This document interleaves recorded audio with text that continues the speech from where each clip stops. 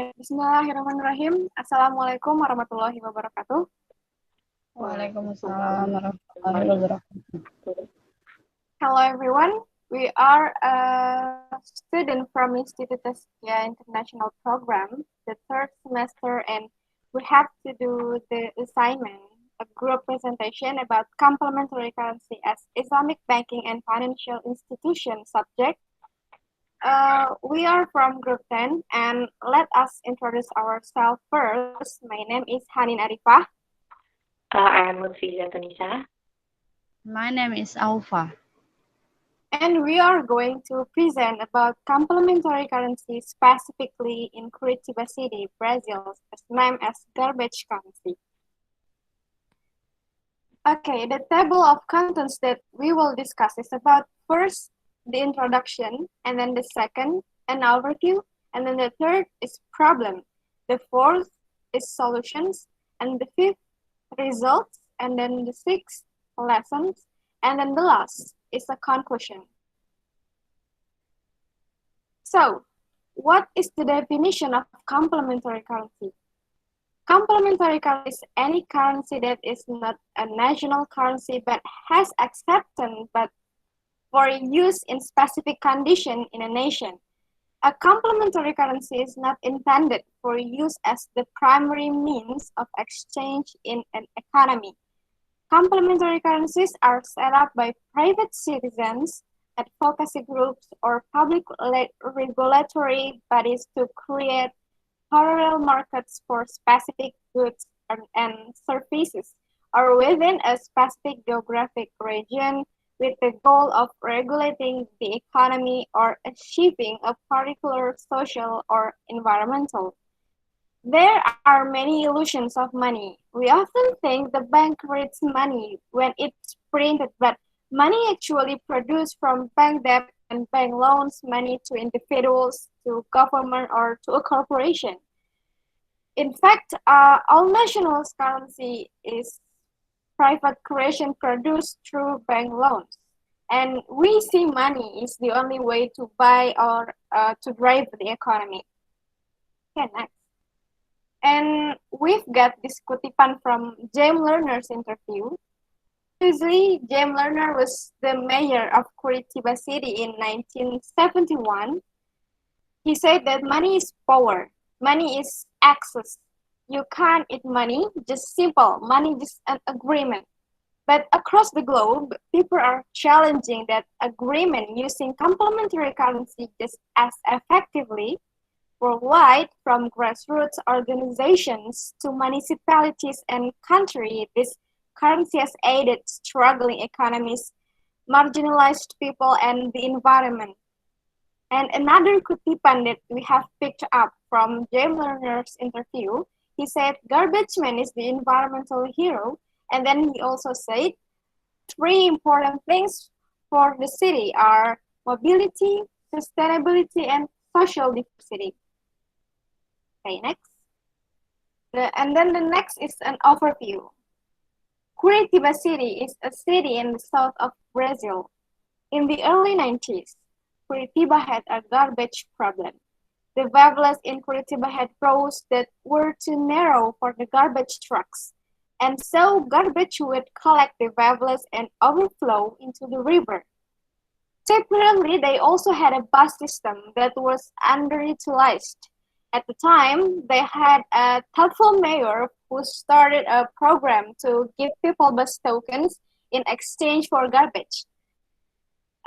People in the wavelets started collecting garbage and earning tokens, and they would use them to take the bus to go downtown for work. At a certain point, the tokens started circulating as currencies in the wavelets, and that became super interesting because it allowed people to earn more tokens than they needed to take the bus, and they could clean more garbage. They can collect more drivers than they needed just for their bus fare. It's a token backed by public transportation earned into existence through environmental remediation. And this is a simple but powerful idea.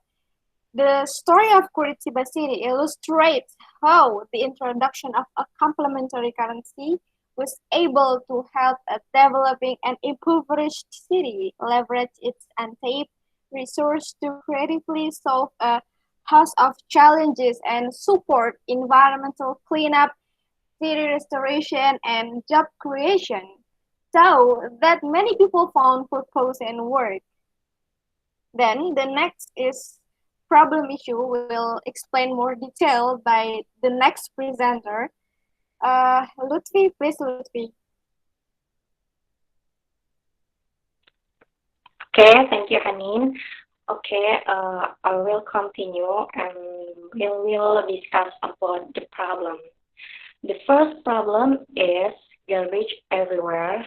Garbage was a major problem in Curitiba, is the capital of the southeastern state of Arana, Brazil. Curitiba produces 1,000 tons of garbage each day, of which three-quarters is generated within the city, with the rest coming 13 neighboring municipalities. And the second is garbage collection trucks could not enter the favelas as the streets were not wide enough. The garbage filled up and disease broke out. The third is poverty and urban population.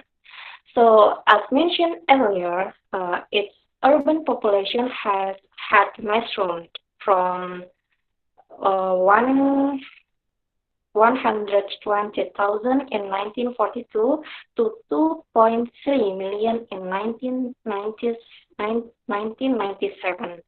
Many of the inhabitants live in favelas, shanty towns made of cardboard and corrugated metal. The fourth is poverty infrastructure. Germiner, who became mayor of Curitiba in 1971, had a big problem. Those as poverty, overpopulation, poor infrastructure, and garbage everywhere. But unfortunately, as mentioned in the fifth problem, government did not have funds to apply customary solutions, such as bulldozing the area or building new streets, bond measures, further taxation, or federal assistance were simply not options. Another way had to be found. Next.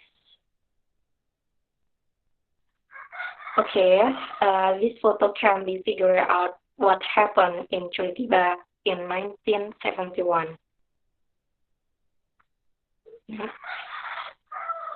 Okay, to solve the problem, James Liner, as the mayor of the Curitiba, launched the EPIC program. It is garbage that is not garbage. And then, what happened after this program is running? The first is Curitiba has an abundance of food supplies because no collected paper and carton is exchangeable for fresh fruit and vegetables. It also had a municipal bus system that was underutilized, with many favelas residents unable to afford public transportation. So, because deposited a bag full of pre-sorted garbage receives a bus token, the poor can afford transportation. And because there is school-based garbage for notebooks, many students from underprivileged families can exchange garbage to notebooks. In addition, bus token can exchange for food, and my program Mayor made use of these local resources to help resolve Curitiba's urban issues. Okay, people made use of the tokens to travel downtown or sometimes to find jobs. The bus token were soon accepted at local markets in exchange for food. In one 3-year period, more than 100 schools traded 200 tons of garbage for 1.9 million notebooks. So, large metallic pins were placed at the edge of the paperless. Anyone who deposited a bag full pre-sorted garbage received a bounce token. Those who collected paper and carton were given plastic sheets exchangeable for parcel of seasonal fresh fruits and vegetables. In addition, a school-based garbage collection program supplied poor students with notebooks. 10,000 of children responded by picking the neighborhood clean. Okay, the next is Aufa. Aufa, time is yours.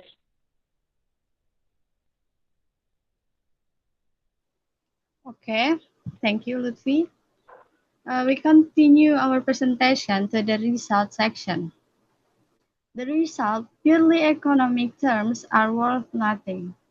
From 1975 to 1995, the gross domestic product of Curitiba increased an average of 75% more than its parent states of Paraná, and 48% more than the GDP of Brazil as a whole. The average Curitiba earned more than 3 times the country's minimum wage. If non-traditional monetary gains, such as the exchange for garbage for provisions, are taken into consideration, the total income for a resident was at least 30% higher still. The result in human terms, in the renewal of dignity and hope for a better future, can only be imagined. Next.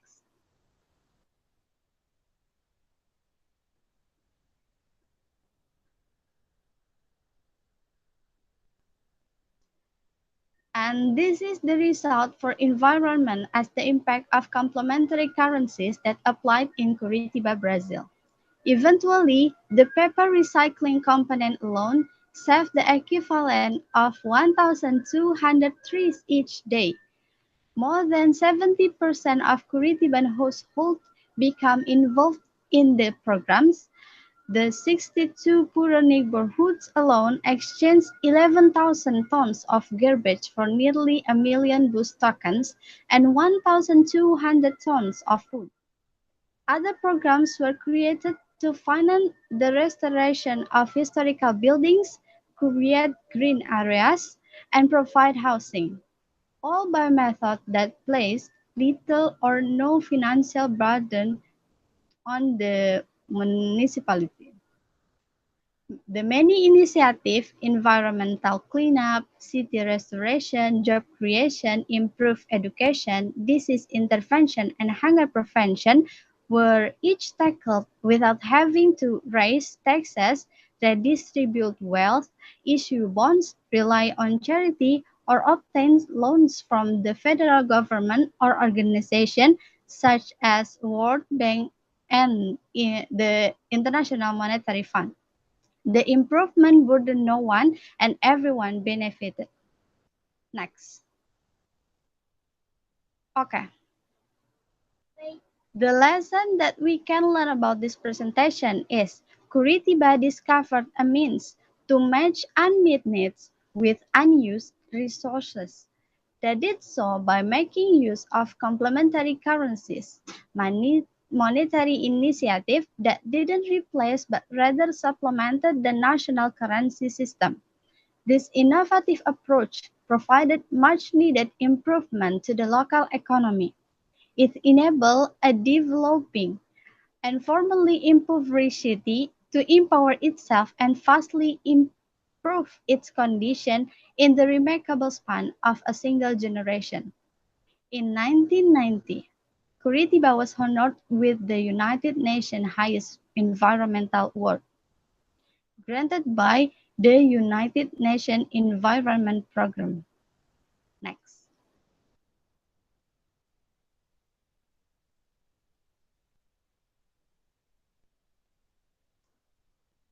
And yeah, overall, the conclusion is Curitiba has created a sustainable and efficient monetary system. The equitable coverage system, together with strict regulation on land use, has created an organized city. Curitiba has been globally recognized for its innovative advancement in city. This has become a great example of an efficient and sustainable city. Next.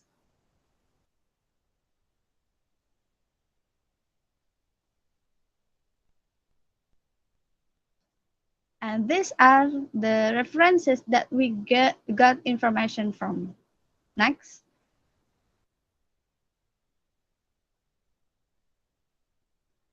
Okay, Alhamdulillah, that's all from us. I hope this presentation was quite clear.